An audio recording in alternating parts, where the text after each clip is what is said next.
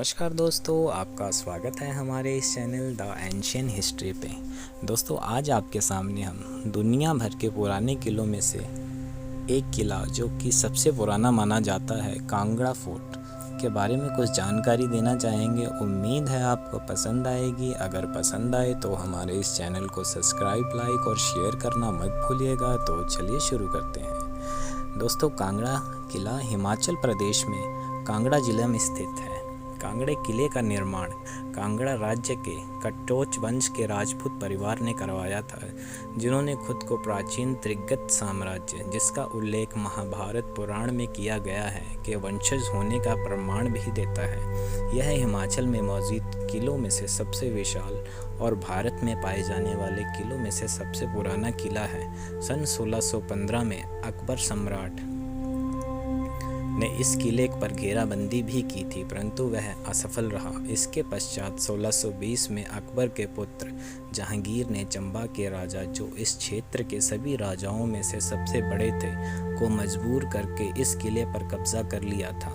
मुगल सम्राट जहांगीर ने सूरजमल की सहायता से अपने सैनिकों को इस किले में प्रवेश करवाया था। कचोट के राजाओं ने मुगल शासन को कमजोर, निरंतर और मुगल शक्ति की गिरावट के कारण लगातार मुगल नियंत्रित क्षेत्रों को लूटा। सन 1799 में राजा संसार चंद ने अपने पूर्वजों के प्राचीन किलों को बचा लिया था।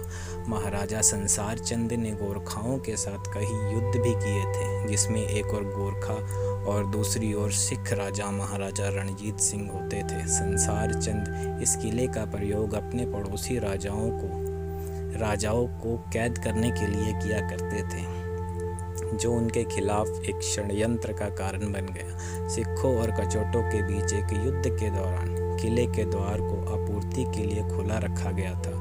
सन 1806 में गोरखा सेना ने इस किले के द्वार में प्रवेश कर लिया था। यह सेना महाराजा संसार चंद और महाराजा रणजीत सिंह के बीच एक गठबंधन का कारण बनी। इसके बाद 1809 में गोरखा सेना पराजित हो गई और अपनी रक्षा के लिए युद्ध से पीछे हट गई थी और सतलुज नदी के पार चली गई थी। इसके पश्चात सन 1828 तक यह किला कचोटों के अधीन ही रहा, क्योंकि संसार चंद की मृत्यु के पश्चात रणजीत सिंह जी का इस किले पर कब्जा कर लिया था।